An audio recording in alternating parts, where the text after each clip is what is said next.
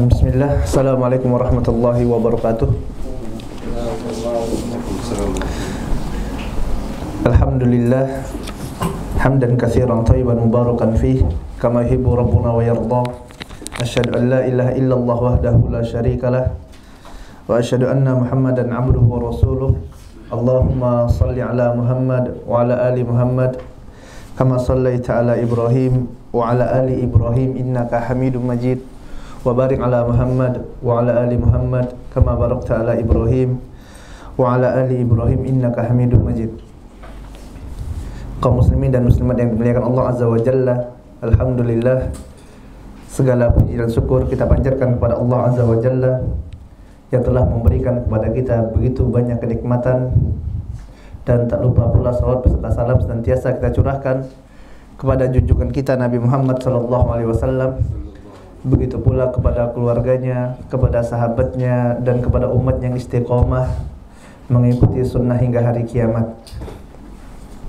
Jamaah yang dimuliakan Allah Azza wa Jalla, adalah sesuatu yang telah tidak dilakukan lagi oleh orang-orang yang memiliki akal, lil uqala, bahwasanya ilmu merupakan sesuatu yang sangat berharga. Dia merupakan perkara yang penting melebihi perkara-perkara yang penting yang lainnya. Dan perlu diketahui pula bahwasanya manusia ataupun orang yang pertama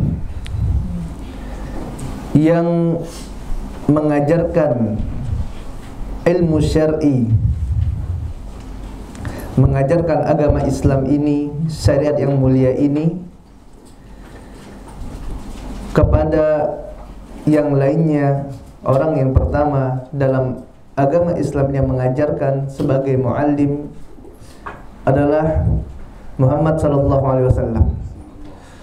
Rasulullah sallallahu alaihi wasallam adalah muallim yang mengajarkan agama yang mulia ini, syariat yang agung ini kepada para sahabatnya. Dan orang-orang yang pertama yang belajar kepada Rasulullah sallallahu alaihi wasallam adalah para sahabat ridwanullah alaihim jami'an.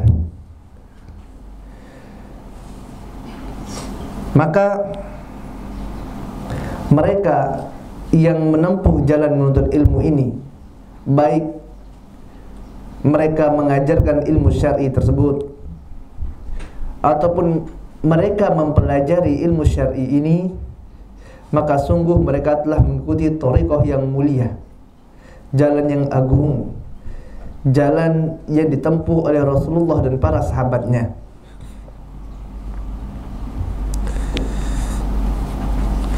Sama saja, baik orang tersebut adalah seorang yang kaya ataupun orang yang miskin, baik dia orang yang masih muda atau orang yang telah lanjut usia, maka apabila mereka menempuh jalan yang mulia ini, maka mereka akan dapat kemuliaan dari Allah Azza wa Jalla. Mereka akan ditinggikan oleh Allah Azza wa Jalla derajatnya, sebagaimana hal ini dikatakan oleh Allah Azza wa Jalla, yarfa'illahu alladhina amanu minkum walladhina utul ilma darajat. Sesungguhnya Allah Azza wa Jalla akan meninggikan orang-orang yang memiliki ilmu pengetahuan ini beberapa derajat. Dan dalil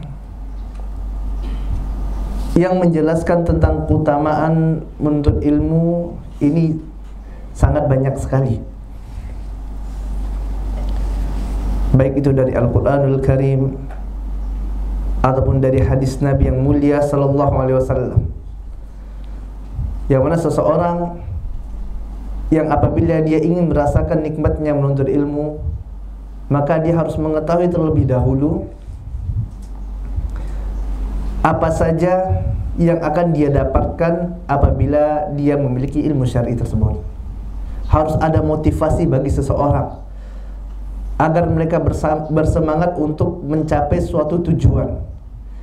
Sebagaimana manusia bersemangat untuk mendapatkan dunia, mendapatkan harta, mereka mengetahui apabila mereka memiliki harta yang banyak, maka akan banyak kemudahan-kemudahan yang dapat mereka dapati. Mereka dapat melakukan safar, bisa keluar negeri, bisa belanja, bisa memenuhi kebutuhan-kebutuhan hidupnya. Maka hal ini menjadikan manusia sangat bersemangat sekali untuk apa? Mencari dunia, mencari harta. Pergi pagi hari, pulang tengah malam, lelah, capek, panas, dingin, tidak peduli. Untuk apa? Untuk mendapatkan harta dunia. Mengapa? Karena mereka mengetahui keutamaan dari harta tersebut yang apabila mereka miliki, maka banyak yang dapat mereka lakukan dengan harta dunia tersebut. Hal ini yang tidak dimiliki oleh orang-orang yang mereka tidak mengetahui keutamaan ilmu syar'i. Kurangnya motivasi seseorang untuk belajar, untuk menuntut ilmu, dikarenakan kurangnya pemahaman mereka tentang kemuliaan ilmu tersebut. Mereka tidak faham, mereka jahil tentang janji-janji ataupun keutamaan-keutamaan yang Allah Taala berikan bagi orang-orang yang memiliki ilmu syar'i. Yang para salafuna saleh dahulu ini mati-matian untuk mendapatkan ilmu tersebut. Nanti insyaallah akan kita bacakan beberapa perjuangan para salaf, para ulama dalam menuntut ilmu yang akan membuat kita tercengang. Subhanallah, bagaimana semangatnya mereka, bagaimana gigihnya mereka untuk mendapatkan sesuatu yang mulia ini. Karena mereka benar-benar mengetahui bahwasanya ilmu adalah sesuatu yang agung, sesuatu yang besar, yang tidak bisa dibandingkan dengan selainnya, tidak bisa dibandingkan dengan dunia, tidak bisa dibandingkan dengan harta. Maka mereka berlomba-lomba untuk mendapatkannya, dan mereka mengerahkan semua potensi yang dia miliki untuk mendapatkan ilmu tersebut.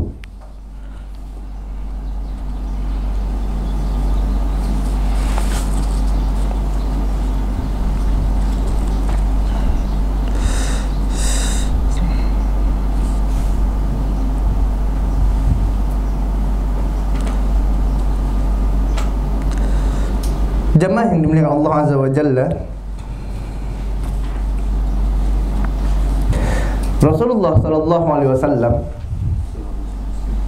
As-Sadiqul Masduq, yang tidaklah Rasulullah sallallahu alaihi wasallam ini berbicara dengan hawa nafsunya. Rasulullah berbicara berdasarkan wahyu yang Allah Taala berikan kepada beliau, yang mana Rasulullah sallallahu alaihi wasallam telah menjelaskan kepada kita tentang keutamaan dan ganjaran yang besar yang dijanjikan oleh Allah Azza wa Jalla bagi seorang penuntut ilmu. Kita akan membacakan beberapa dalil yang mudah-mudahan ini dapat menambah motivasi kita semuanya untuk dapat istiqomah, untuk dapat terus bersemangat dalam menuntut ilmu syar'i tersebut. Hadis yang pertama adalah hadis yang diriwayatkan oleh Imam Muslim, yang mana Nabi yang mulia sallallahu alaihi wasallam mengatakan, man salaka tariqan yaltamisu fihi ilman sahalallahu lahu bihi tariqan ilal jannah. Barang siapa yang dia menempuh jalan dalam menuntut ilmu agama, maka Allah Azza wa Jalla akan memudahkan jalan baginya untuk masuk ke dalam surga. Di sini jamaah yang dimuliakan Allah Azza wa Jalla, Rasulullah SAW mengabarkan kepada kita memberikan motivasi kepada kita untuk terus belajar, menuntut ilmu agama, menuntut ilmu syar'i, yang tentu kita semua memiliki tujuan yang sama. Kita semua ingin masuk dalam surga Allah Azza wa Jalla. Kita ingin selamat dalam kehidupan kita di akhirat, dan di akhirat cuma ada dua pilihan. Kalau tidak masuk surga maka masuk neraka. Dan ana yakin semua yang tidak ada satupun dari kita di sini yang ingin masuk dalam neraka Allah. Wa iyyazubillah. Kita semua ingin masuk dalam surga, dan jalan yang disampaikan oleh Nabi kita tercinta Muhammad sallallahu alaihi wasallam dalam hadis ini adalah dengan cara menuntut ilmu syar'i. Yang mana Nabi mengatakan apa? Barang siapa yang menuntut ilmu, maka Allah akan mudahkan jalan baginya untuk masuk dalam surga. Karena dengan belajar ilmu syar'i, dia akan dapat mengetahui perkara tersebut adalah perkara yang diperintahkan oleh Allah Azza wa Jalla, ataukah perkara ini dilarang oleh Allah. Dia mengetahui tauhid kepada Allah. Dia mengetahui amalan-amalan ini merupakan amalan kesyirikan yang apabila dia lakukan akan menghancurkan ibadahnya, menjadikan Allah murka padanya. Dia mengetahui dengan menuntut ilmu perkara ini adalah sunnah Nabi yang mulia sallallahu alaihi wasallam. Dia mengetahui perkara ini adalah perkara yang dilarang dalam agama yang tidak ada contohnya. Dia mengetahui perkara ini halal, perkara ini haram, walaupun manusia mengada-ada tentangnya, mengubah-ubah namanya. Dia tidak tertipu dengan perkara tersebut. Kenapa? Dia memiliki ilmu. Dia tidak tertipu tuh. Sewaktu manusia mengubah riba dengan nama bunga, dia tahu, oh ini riba, sesuatu yang diharamkan oleh Allah Azza wa Jalla. Walaupun manusia memberikan nama-nama yang indah, diganti riba tersebut dengan istilah bunga, maka dia mengetahui, oh ini riba. Dari mana? Dari hakikat yang terdapat dalam perkara tersebut. Ya, dia melihat hakikatnya bukan berdasarkan nama. Ada suatu kaidah yang menyebutkan al-ibratu fil uqud bil maqam. Inti dari perkara tersebut, perkara akad tersebut adalah pada hakikatnya, bukan hanya sekedar dari penamaannya saja.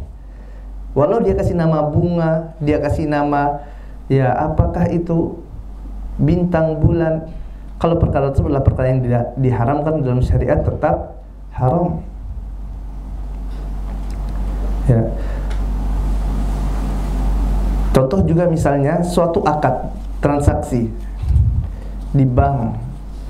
Seorang pergi ke bank, kemudian dia memasukkan uangnya di bank tersebut. Dia bilang, petugas bank itu mengatakan, ya ini akadnya wadiah. Apa itu wadiah? Wadiah adalah ya titipan. Yang namanya nitip, teman-teman yang Allah Azza wa Jalla, adalah barang tersebut ya tidak berubah waktu kita serahkan, itu juga yang kita terima. Ana titip motor sama antum. Ana titip motor, misalnya motor Mio. Kemudian besok Ana mau ambil, apakah berubah jadi Ninja? Tidak, tetap motor Mio tersebut dengan plat yang sama, keadaan sama, tidak ada berubah. Ini namanya wadiah, ini nitip. Apakah seperti itu yang kita dapati sewaktu kita menitipkan uang kita dengan akad wadiah tersebut di bank? Jawabannya tidak. Silakan. Maka apakah yang akan kita ambil uang? Bukan titipan. Ini namanya qard, pinjam meminjam. Kita pinjamkan dia uang, nanti kita ambil. Dan yang namanya pinjam meminjam itu tidak boleh mengambil keuntungan, tidak boleh lebih. Kalau lebih riba. Maka di sini seorang yang belajar, dia mengetahui, oh ini walaupun tertulis wadiah, ini dia tahu ini qard. Taunya dari mana? Dari hakikatnya. Ya, hakikat sesuatu, bukan hanya berdasarkan nama. Al-ibratu fil uqud, ya, bil maqasidi wal ma'ani la bil alfaz wal mabani.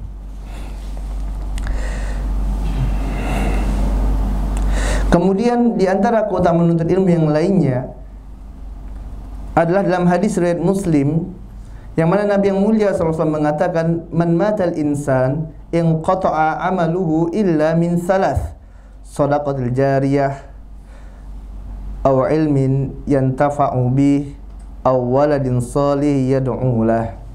Apabila seorang meninggal dunia, maka terputuslah dari orang tersebut amalannya, kecuali hanya 3 saja.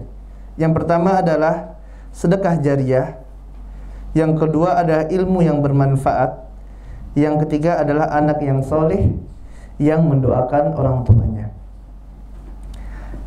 Dalam hadis ini, teman-teman yang dimuliakan Allah Azza wa Jalla, salah satu amalan yang pahalanya akan terus mengalir bagi seorang hamba sampai dia meninggal dunia adalah amal jariyah, kemudian ilmu yang manfaat, dan anak yang soleh yang mendoakan orang tuanya.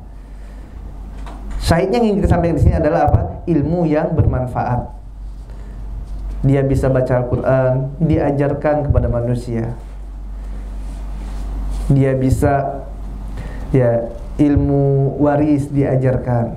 Dia bisa bahasa Arab, walaupun cuma bisa Arabin baina yadaik misalnya, ya diajarkan. La yukallifullahu nafsan illa wus'aha. Allah tidak membebani seorang di luar batas kemampuannya.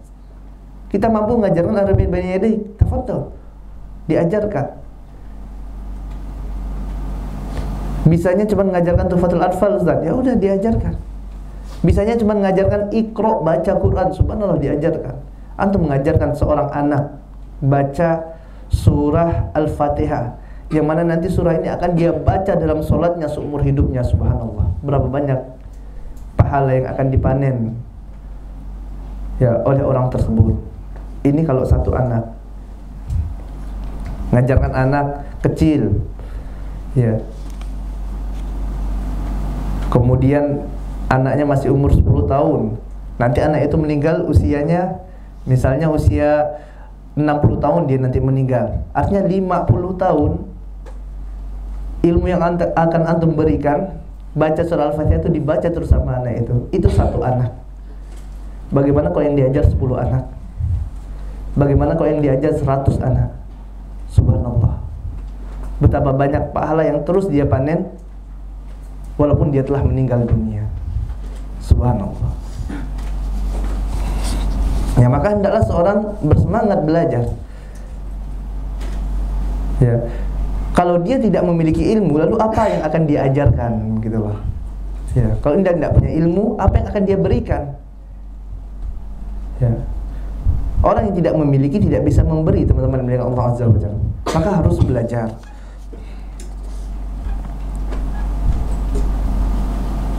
Kemudian hadis yang selanjutnya, Nabi yang mulia SAW mengatakan, man yuridillahu bihi khairan yufaqihu fiddin. Barang siapa yang Allah Azza wa Jalla ingin baginya kebaikan, maka Allah Azza wa Jalla akan memahamkan dia terhadap agama. Ini juga merupakan keutamaan yang sangat besar yang Allah Taala berikan bagi penuntut ilmu. Tanda cintanya Allah, tanda Allah ingin kebaikan bagi seorang hamba adalah Allah Taala jadikan dia faqih, jadikan dia faham terhadap agama yang mulia ini. Maka seorang yang menuntut ilmu, yang belajar, menghadiri majelis ilmu, bisa jadi ini merupakan tanda bahwasanya Allah Azza wa Jalla ingin kebaikan bagi orang tersebut. Allah ingin dia menjadi orang baik. Allah ingin memberikan hidayah kepadanya. Maka yang seperti ini, jamaahnya Allah Azza wa Jalla, harus kita jaga hidayah tersebut. Jangan sampai apa? Jangan sampai kita ingkari. Ini nikmat dari Allah. Nikmat menuntut ilmu, nikmat menghadiri taman-taman surga. Allah ingin kebaikan bagi kita. maka jangan sampai kita kufur nikmat tersebut. Udah biasa ikut kajian, biasa hadir majelis ilmu, kemudian ditinggalkan. Nah, ini bahaya. Bisa jadi apa? Ini merupakan tanda Allah ingin angkat nikmat tersebut. Allah tidak ingin lagi kebaikan bagi orang tersebut. Dengan apa? Dengan malasnya dia menghadiri majelis ilmu, malas menghadiri kajian, malas belajar. Adanya rasa malas ini bahaya. Ini indikasi. Ya Allah, bisa jadi nanti Allah akan angkat nikmat tersebut dari orang ini, ya. Maka ini adalah nikmat yang harus kita jaga. Terus bersemangat istiqomah dalam belajar. Kemudian dalam hadis yang lainnya, Nabi yang mulia SAW mengatakan, "Man ghada ilal masjidi la yuridu illa an yata'allama khairan aw yu'allimah kana lahu ka ajrin hajin tamman hajjatuhu." Rawahu Tabrani. Rasulullah SAW dalam hadis yang diriwayatkan oleh Imam Tabrani mengatakan, barang siapa yang dia hadir ke suatu masjid ataupun menghadiri tempat-tempat yang di sana diajarkan ilmu syar'i, yang mana dia hadir di sana dengan tujuan untuk belajar atau untuk mengajarkan ilmu tersebut, maka bagi orang ini adalah pahala haji tamman hajjatuhu, adalah pahala haji yang sempurna hajinya. Subhanallah, ya. Ini kemuliaan yang besar, teman-teman Allah, yang keutamaan yang Masya Allah, ya. Kita mau haji butuh berapa duit sekarang? Antriannya berapa puluh tahun, ya. Untuk naik haji itu butuh ngantrian daftar sekarang butuh nunggu 20 tahun. Ini sudah ada uang keadaannya, daftar nunggu 20 tahun. Kemudian ya butuh biaya yang besar, ya butuh biaya yang banyak. Itu juga udah ada harta, ya sudah dapat kursi, butuh lagi kesehatan, ya butuh keadaan tubuh yang prima. Dan seorang yang menuntut ilmu, maka dia akan mendapatkan pahala yang sama dengan orang yang menjalankan ibadah haji tersebut, kata Nabi yang mulia SAW. Ya, bahkan di sini disebutkan, ya, bahwasanya haji yang sempurna taman hajjatuhu, ya, dapat pahala yang sempurna. Subhanallah.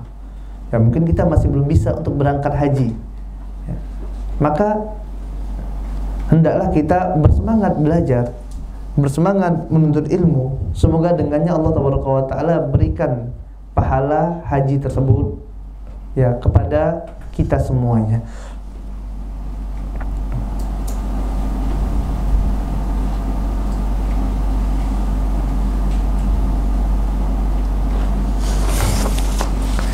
Kemudian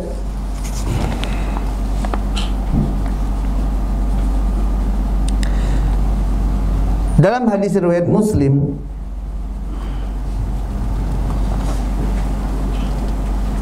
Nabi yang mulia SAW mengatakan,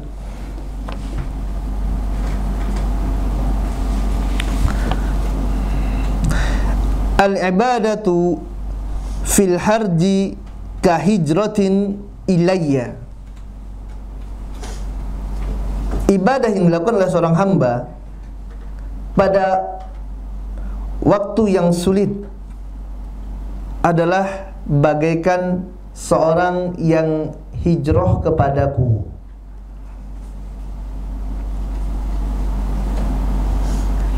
Dan yang dimaksud, ya, pada masa yang sulit di sini, al-ibadatu fil harji yakni fi zamanil fitan. Ya, beribadah pada masa yang sulit adalah yang dilakukan pada, ya, zaman yang banyak fitnahnya seperti sekarang ini. Baik itu fitnah syahwat ataupun fitnah syubhat. Ya. Maka ibadah yang dilakukan pada masa-masa seperti ini, pada masa banyaknya fitnah, maka ganjarannya bagaikan ya hijrah kepada Nabi yang mulia sallallahu alaihi wasallam. Al-ma'lum innal hijrata ila Nabi sallallahu alaihi wasallam inqata'at bi fathil Makkah. Kita telah mengetahui semuanya ya bahwasanya hijrah ke Mekah ini telah dihapuskan. Tidak ada lagi hijrah ke Mekah dikarenakan tidak ada lagi hijrah ke Madinah ya, dari Mekah ke Madinah dikarenakan Mekah sudah menjadi ya negara Islam dan Rasulullah SAW juga telah meninggal.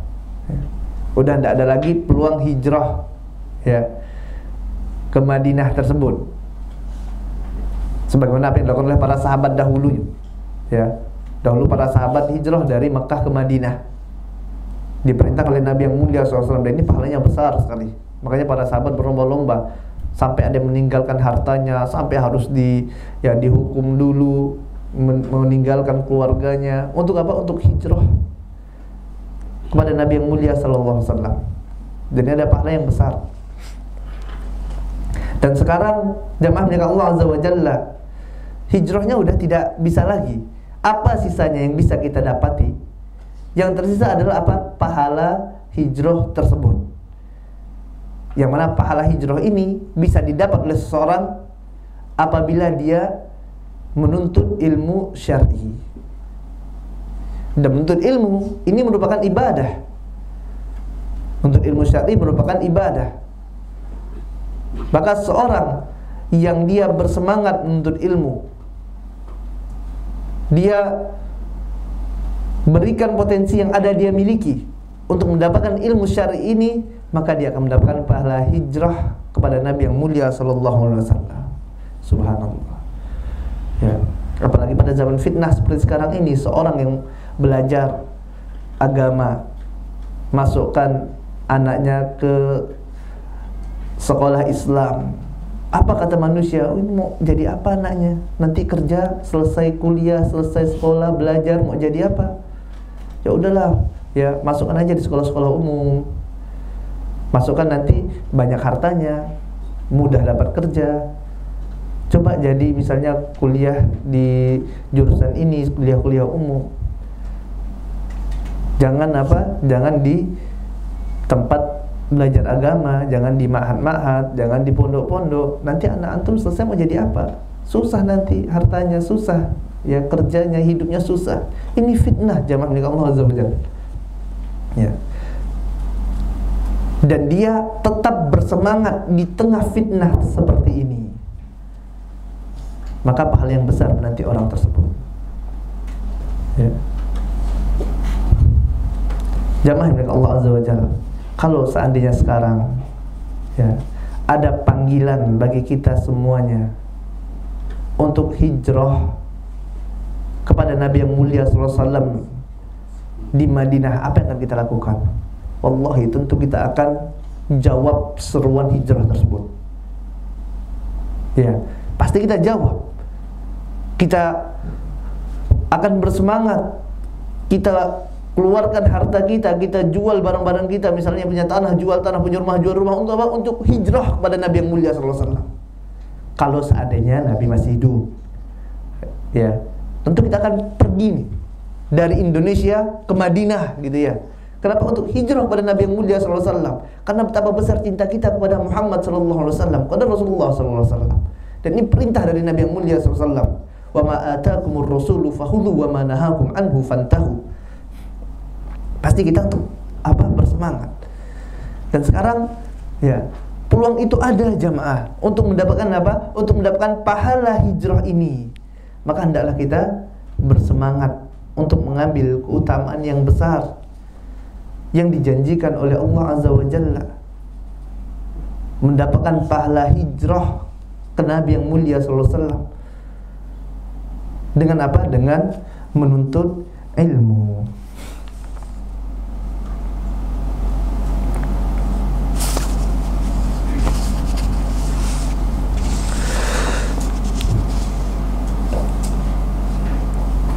Dan ingat jamaah milik Allah Azza wa Jalla, yang namanya belajar menuntut ilmu itu butuh perjuangan. Kita belajar menuntut ilmu ini mesti apa? Lelah, capek, letih. Inilah suatu keharusan bagi seorang ya yang ingin mendapatkan ganjaran yang besar dari Allah Azza wa Jalla, yang ingin mendapatkan surga Allah Azza wa Jalla, maka dia akan capek dalam belajar, akan lelah. Wasma'u madza yaqul Ibnu Qayyim rahimahullahu ta'ala. Mari kita simak apa yang dikatakan oleh Al-Imam Ibnu Qayyim rahimahullahu ta'ala. Ibnu Qayyim rahimahullah mengatakan, innal jannata la tanalu illa ala jisrin minat ta'ab, wa man athara ar-raha fatathu ar-raha. Sesungguhnya surga tidak akan dicapai oleh seseorang kecuali apabila dia telah melalui jembatan kelelahan. Orang tidak akan masuk surga kecuali apabila dia telah melalui jembatan yang penuh lelah ini. Wa man athara ar-raha fatathu ar-raha.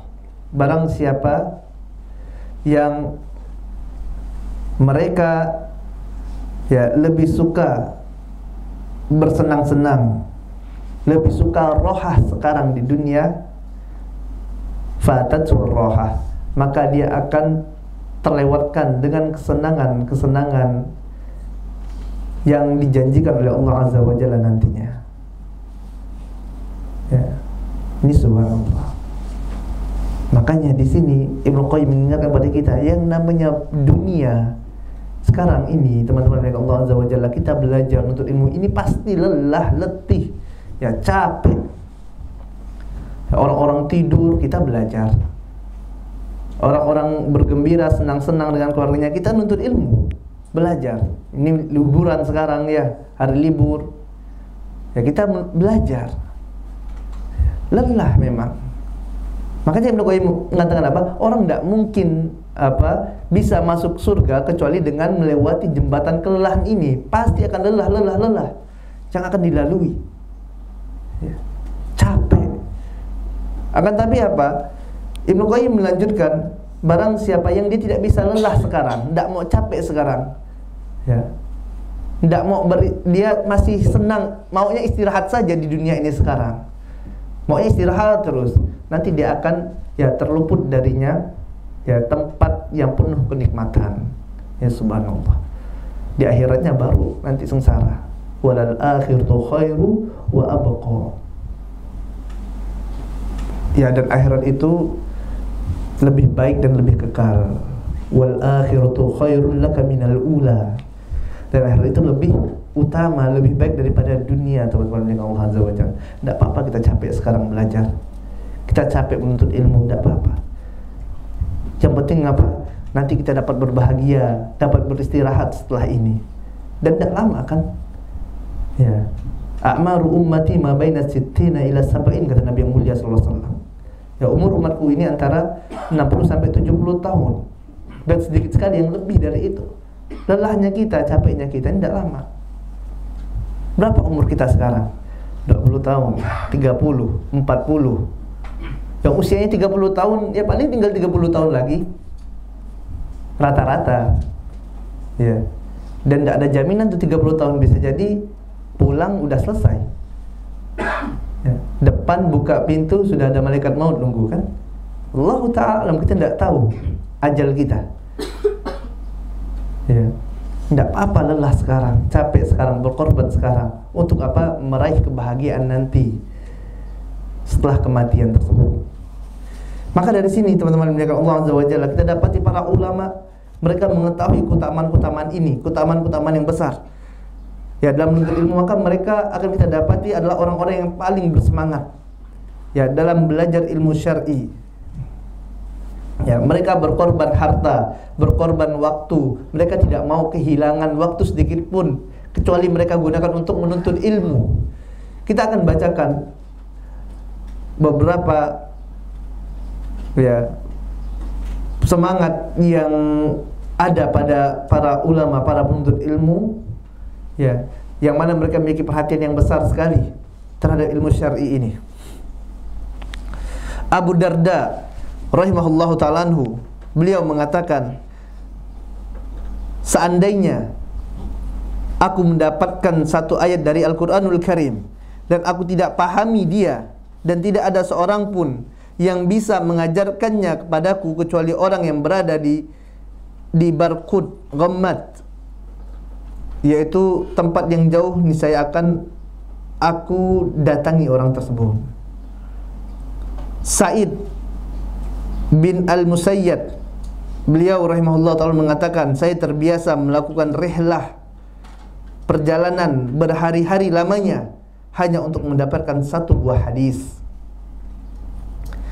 Ibnul Jauzi rahimahullahu ta'ala menceritakan, Imam Ahmad rahimahullah sudah mengelilingi dunia sebanyak 2 kali hingga dia bisa menulis kitabnya, yaitu Musnad Imam Ahmad tersebut. Imam Baqi bin Makhlad, beliau rahimahullah melakukan rihlah sebanyak 2 kali dari Mesir ke Syam dan dari Hijaz ke Baghdad untuk menuntut ilmu. Rihlah yang pertama yang beliau rahimahullah ta'ala lakukan ini selama 14 tahun. Dan rihlah perjalanan yang kedua yang beliau rahimahullah ta'ala lakukan untuk menuntut ilmu ini adalah selama 20 tahun. Artinya berapa? 34 tahun belajar menuntut ilmu. Khalaf bin Hisham Al-Asadi rahimahullah ta'ala, dia mengatakan, aku mendapatkan kesulitan pada salah satu bab dalam ilmu nahwu. Ya, suatu ketika aku mendapati suatu yang tidak aku pahami dalam ilmu nahwu, dalam satu bab. Maka untuknya aku mengeluarkan 80.000 dirham hingga aku bisa menguasai satu bab tersebut. Satu dirham itu, teman-teman yang dimuliakan Allah Azza wa Jalla, ya, ini sekitar 3.000. Ya, kalau kita rupiahkan sekitar 3.000, nanti bisa dicek kembali. Ya, kalau seandainya satu dirham ini 3.000 saja, maka 80.000 dirham ini kurang lebih 240 juta rupiah. 240 juta hanya untuk satu bab dalam ilmu nahwu. Ini subhanallah.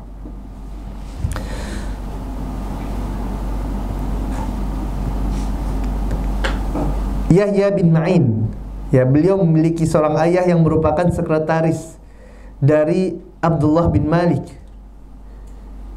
yang mana ketika ayahnya ini wafat, beliau meninggalkan harta, meninggalkan untuk Yahya bin Ma'in ini sebesar 100.000 dirham. Ya, kalau tadi satu dirham itu 3.000, maka 100.000 dirham adalah 300 juta. Ya. Kemudian harta yang ditinggalkan oleh ayahandanya ini, ya, ayah dari Yahya bin Ma'in ini, beliau gunakan untuk belajar hadis, yang mana tidak tersisa ya sedikit pun dari harta tersebut, melainkan hanya sendal yang dia pakai. Ya, habis 300 juta untuk apa? Untuk belajar hadis. Ali bin Asim menceritakan bahwasanya ayahku memberikan kepadaku 100 dirham. Ya, 100 dirham. 100 dirham ini kurang lebih 300 juta ya tadi ya.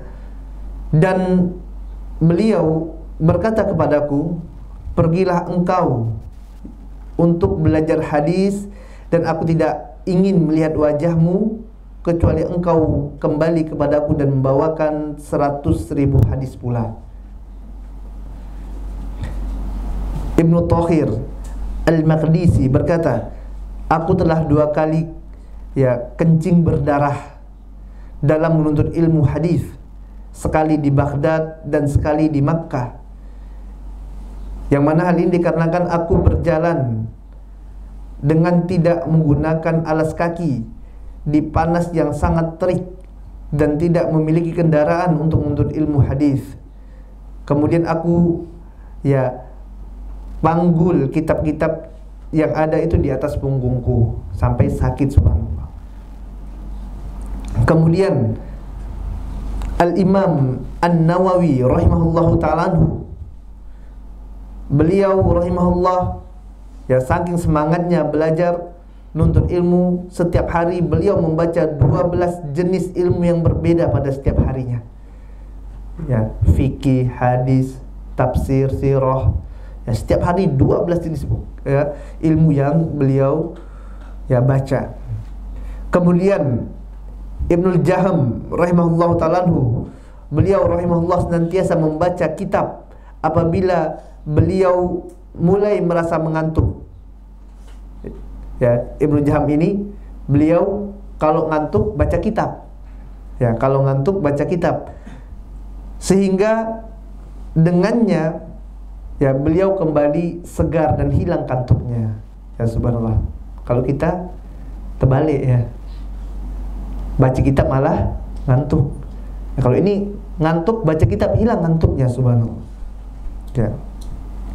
Kemudian Majduddin Ibnu Taimiyah, kakek dari Syekhul Islam Ibnu Taimiyah rahimahullah, adalah seorang yang tidak mau menyia-nyiakan waktu dalam kehidupannya, tidak mau menyia-nyiakan waktu melainkan untuk menuntut ilmu. Sampai-sampai apabila beliau hendak buang air, beliau masuk ke dalam kamar mandi, beliau berkata kepada orang yang ada di sekitarnya, bacakanlah kepadaku kitab dengan suara yang keras agar aku tetap bisa mendengarkan dari dalam kamar mandi.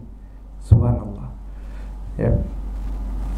Al-Hasan Al-Lu'lu'i, beliau rahimahullah mengatakan bahwasanya tidaklah beliau ini tidur kecuali kitab senantiasa berada di atasnya, di atas dadanya, dan ini berlangsung selama 40 tahun. Tidaklah dia tidur, melainkan waktu tidur dia letakkan buku di dadanya.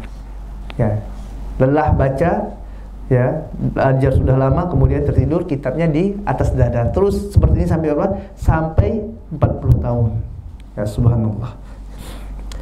Al-Hafiz Al-Khatib, begitu juga Abu Nuaim Al-Asbahani, beliau ini merupakan penulis kitab dari Hilyatul Auliya, penulis kitab Hilyatul Auliya, yang mana beliau rahimahullah tidaklah berjalan melainkan bersamanya ada kitab yang mereka baca. Kalau jalan kemanapun mereka jalan itu tetap bawa kitab sambil baca. Ini subhanallah, saking cintanya terhadap ilmu. Al-Hafiz Abu A'la rahimahullah, beliau menjual rumahnya seharga 60 dinar. 1 dinar itu kurang lebih 4,25 gram emas.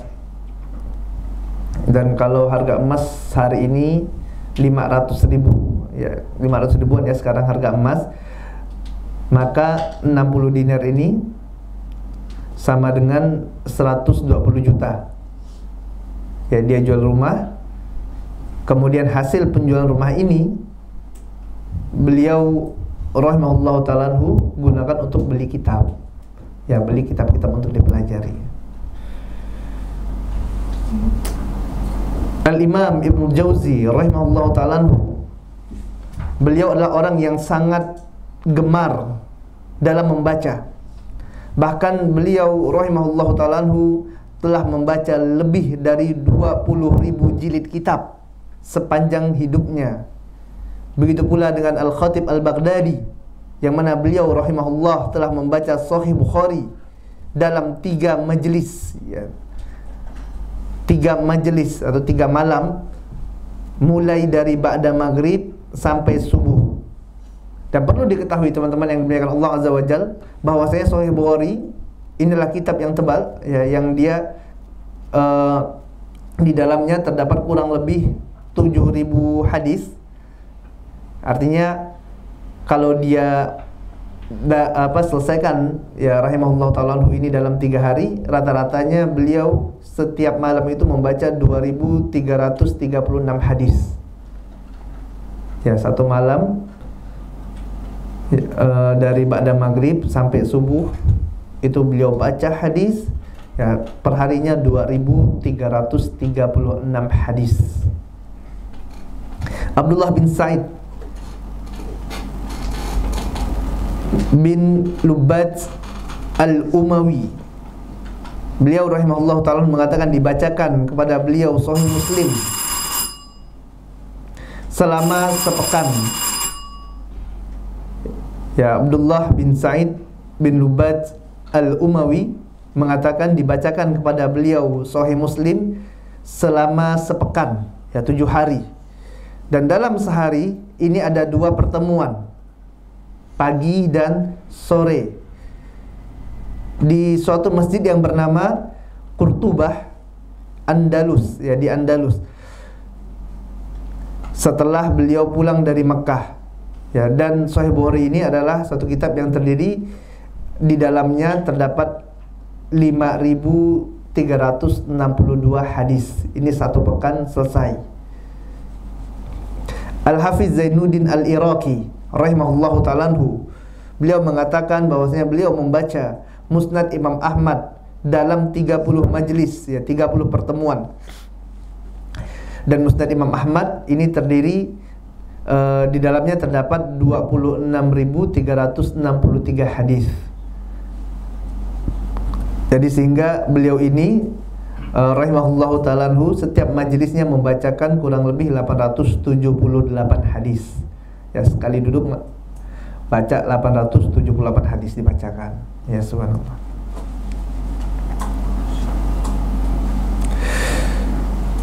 Salah seorang penuntut ilmu membacakan di hadapan Syekh bin Baz, ya rahimahullahu ta'ala anhu, Sunan An-Nasa'i selama 27 majelis. Ya, apabila yang dimaksud di sini adalah Sunan Nasa'i Sugro, As-Sugro, maka terdiri dari 5.662 hadis. Artinya rata-rata 209 hadis dibacakan pada setiap majelis. Ya, 209 hadis per majelisnya. Syekh Muhammad Nasruddin Al-Albani rahimahullahu ta'ala anhu, beliau rata-rata menghabiskan waktu selama 12 jam per hari. Ya, setiap hari 12 jam untuk membaca kitab-kitab hadis di perpustakaan. Ya, setiap harinya 12 jam. Al-Imam Al-Muzani rahimahullahu ta'ala anhu, dia mengatakan, aku telah membaca kitab Ar-Risalah. Kitab Ar-Risalah ini merupakan kitab milik Imam Asy-Syafi'i rahimahullahu ta'ala anhu sejak 50 tahun yang lalu. Dan setiap kali aku membaca, maka aku akan mendapatkan faedah yang tidak pernah aku temukan sebelumnya. Insyaallah. Ya, udah 50 tahun yang lalu, ya sejak 60 tahun yang lalu baca terus kitab apa? Ar-Risalah. Setiap baca dapat faedah, setiap baca dapat faedah. Ya, kadang kita, aduh yang dibahas kitab ini lagi. Oh, kitabnya kok usul salsa lagi, Qaidul Arba, ini terus kitabnya. Ya, udah khatam berkali-kali, Ustaz. Berapa kali memangnya? 1 kali. Satu kali, Masya Allah. Ya, para ulama udah ratusan kali biasa menyelesaikan satu kitab tersebut. Ghalib bin Abdurrahman bin Ghalib Al-Muharibi rahimahullahu ta'ala anhu, beliau telah membaca Sahih Bukhari sebanyak 700 kali. Insyaallah, antum udah berapa puluh kali baca Sahih Bukhari? 1 kali aja belum selesai. Ini udah 700 kali selesai baca Sahih Bukhari. Ya. Ahmad bin Abdul Ba'id, Ahmad bin Abdul Daim Al-Maqdisi, beliau rahimahullahu ta'ala anhu telah menyalin lebih dari 2.000 jilid kitab.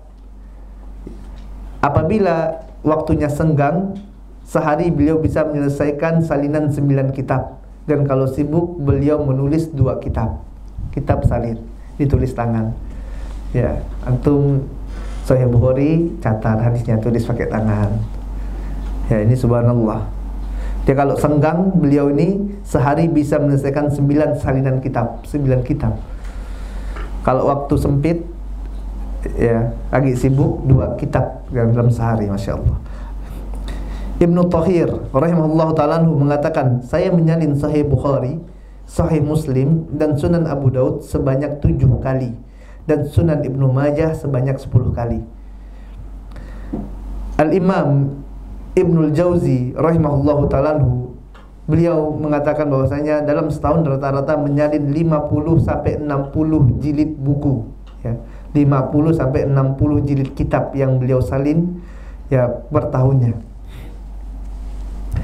Muhammad bin Mukarram atau yang lebih dikenal dengan Ibnul Manzur, penulis kitab Lisanul Arab, ketika meninggal beliau mewariskan 500 jilid buku tulisan tangan beliau, ya, 500 jilid kitab yang beliau rahimahullah tulis dengan tangan beliau sendiri.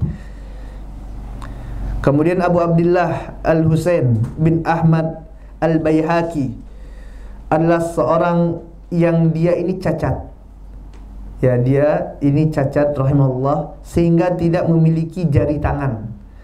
Yang mana apabila beliau rahimahullah ta'ala menulis, ya, ingin menulis, maka beliau berusaha untuk menulis dengan meletakkan kertas di tanah, kemudian ditahan dengan kakinya, ya, kemudian menulis dengan bantuan 2 telapak tangannya, ya. Yang mana dengan cara seperti ini beliau baru bisa menulis dengan tulisan yang jelas dan bisa dibaca, ya. Beliau ini rahimahullah ta'ala kadangkala dalam sehari bisa menyelesaikan tulisan sebanyak 50 kertas, ya, dalam keadaan yang cacat seperti ini. Al-Imam An-Nawawi rahimahullah ta'ala beliau mengatakan, janganlah sekali-kali seorang meremehkan suatu faedah ilmu yang dia dapatkan, namun hendaklah faedah tersebut, ya, segera dia tulis dan sering-seringlah dia mengulanginya. Ini Imam Nawawi memandang penting ilmu tersebut sehingga mengatakan apa? Setiap faedah yang didapat jangan lupa untuk dicatat faedah-faedah yang didapati. Jangan pernah kalian remehkan dan sering-sering murojaah. Jangan udah catat ya ditinggalkan, tidak di murojaah, sama saja, ya. Catatnya udah dapat, Ustaz. Catat alhamdulillah rajin. Murojaahnya yang malas, ya. Lupa habis itu, ya. Abul Qasim At-Tamimi rahimahullah ta'ala mengatakan, jika diberikan kepada beliau suatu kitab, maka beliau akan membaca dari atas hingga bawah. Jika menemukan faedah, baru beliau tulis dalam kertas tersendiri hingga terkumpul suatu pokok pembahasan, ya. Abu Zur'ah Ar-Razi rahimahullah ta'ala ketika menjelang meninggal dunia, ketika jelang ajalnya, beliau rahimahullah dijenguk oleh sahabat-sahabatnya, ya, para ahlul hadis. Kemudian mereka mengisyaratkan kepada Abu Zur'ah Ar-Razi ini suatu hadis tentang talqin la ilaha illallah, hingga Abu Zur'ah berkata, ya, Rawa Abdul Humaid bin Ja'far an Salih bin Abu Uraid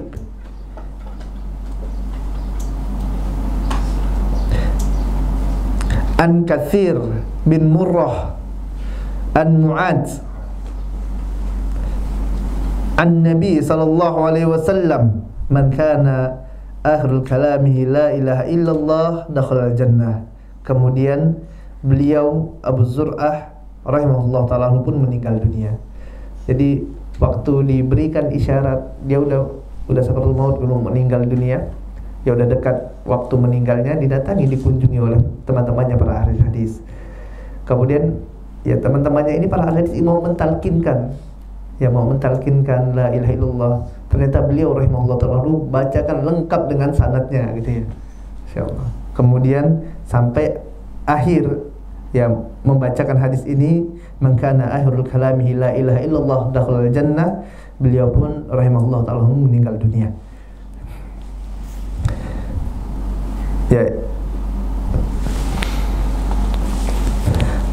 Terakhir Ibnu Abi Hatim rahimahullah ta'ala beliau mengatakan, Pernah suatu ketika aku masuk ke ruangan ayahku, yaitu Abu Hatim Ar-Razi rahimahullah ta'ala, yang mana ketika beliau menjelang wafatnya, ketika beliau akan meninggal dunia,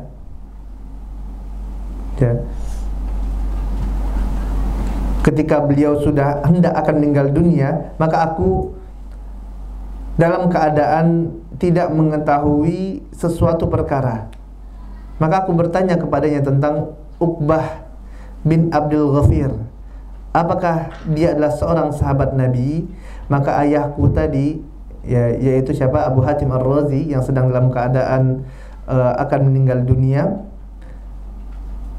ini mengatakan bahwasanya dia bukan sahabat, ia adalah seorang tabi'in.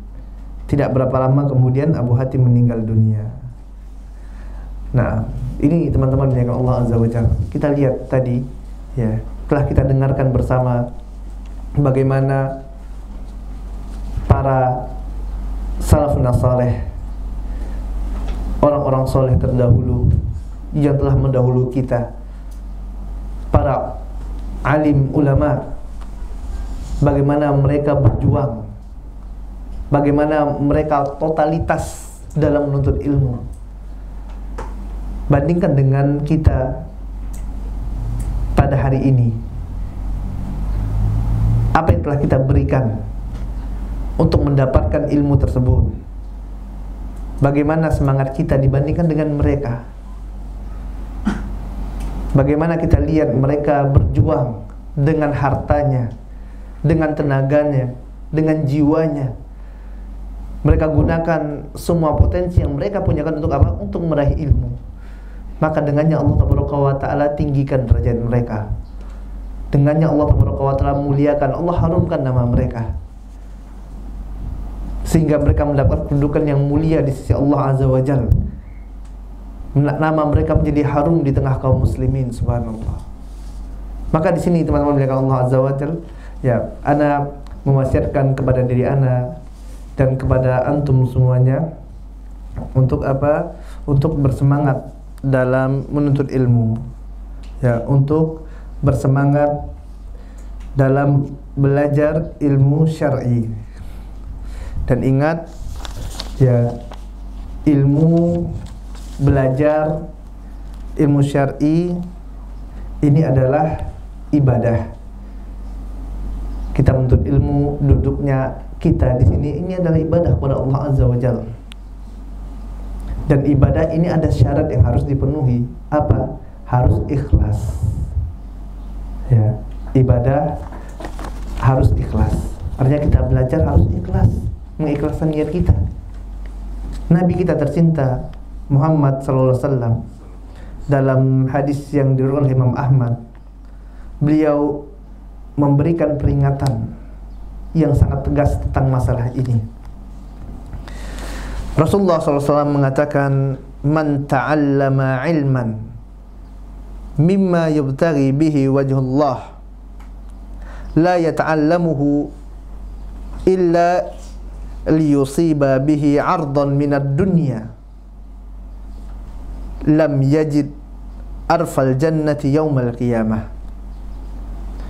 Barang siapa yang dia mempelajari ilmu syar'i, dia belajar agama, yang harusnya dia belajar tadi, yang menjadi motivasinya adalah untuk mendapatkan wajah Allah, yang harusnya dia belajar dengan tujuan mencari ridho Allah Azza wa Jalla, untuk Allah Azza wa Jalla.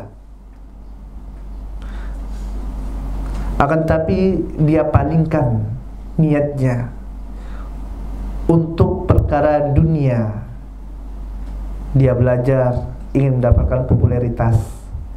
Dia belajar kenapa? Biar bisa jadi ustadz, biar nanti banyak yang senang, biar nanti dihormati manusia, biar nanti dipandang, biar nanti banyak uang misalnya, dengan tujuan dunia.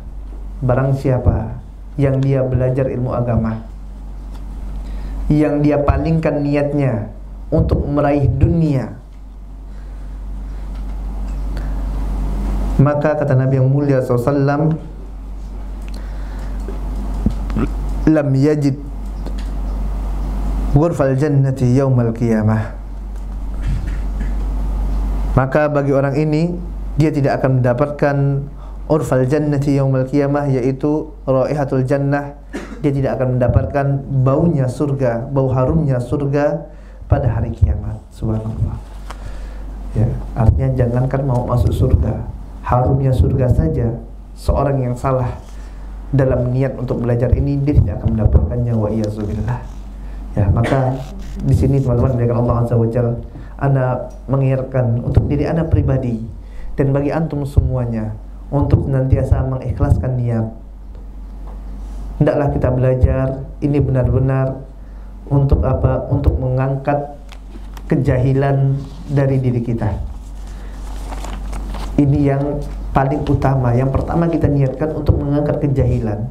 Kenapa saya belajar? Biar saya tahu bagaimana cara sholat yang benar, biar saya tahu bagaimana beribadah yang benar, baca Quran yang benar, biar memudahkan saya untuk dapat dekat kepada Allah.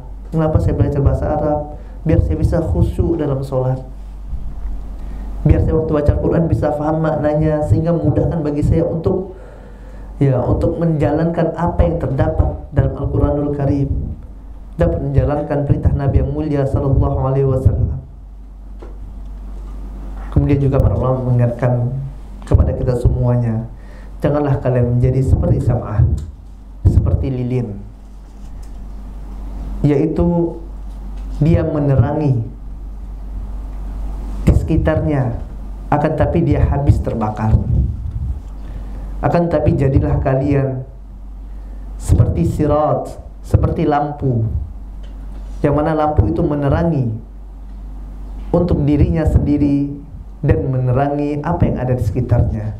Ingat jamaah yang dimuliakan Allah Azza wa Jalla, para salafun saleh dahulu, mereka belajar, mereka menuntut ilmu. Yang pertama adalah untuk diri mereka sendiri. Kemudian setelah itu baru mereka ajarkan kepada manusia.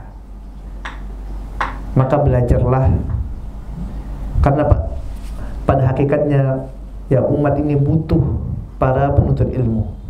Manusia di luar sana, subhanallah, di tengah banyaknya fitnah seperti sekarang ini, sangat membutuhkan orang-orang yang faham terhadap ilmu agama. Manusia sangat membutuhkan orang-orang yang belajar tauhid, orang-orang yang belajar hadis-hadis Nabi, orang-orang yang belajar halal dan haram, orang-orang yang mempelajari fikih, mempelajari masalah muamalah yang benar. Kemudian dengannya mereka akan mengajarkan kepada manusia. Ingatlah teman-teman dari Allah Azza wa Jalla, bahwa kehidupan dunia kita ini tidak lama. Kehidupan dunia ini sebentar sekali, dan kebahagiaan di dunia ini fana. Dan tujuan kita sebagai seorang muslim adalah agar dapat mencari wajah Allah Azza wa Jalla, agar dapat masuk surga Allah. Inilah tujuan hakiki dari kehidupan kita. Allah Ta'ala berfirman, "Wa ma khalaqtul jinna wal insa illa liya'budun." Tidaklah aku ciptakan jin dan manusia kecuali untuk beribadah kepadaku. Penuhilah kehidupan kita dengan beribadah kepada Allah, dan ibadah butuh ilmu.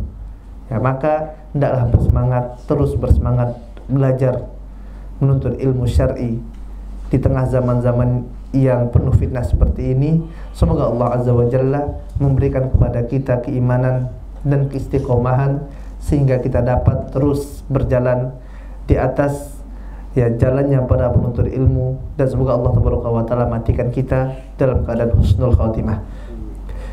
Dan rasa ini saja yang dapat kita sampaikan pada kesempatan kali ini. Apa yang benar datang dari Allah Azza wa Jalla, dan yang salah datang dari kelemahan ilmu ana dari syaitan. Kita cukupkan majelis kita dengan membaca doa kafaratul majlis. Subhanakallahumma wa bihamdika, asyhadu an la ilaha illa anta, astaghfiruka wa atubu ilaik. Assalamualaikum warahmatullahi wabarakatuh.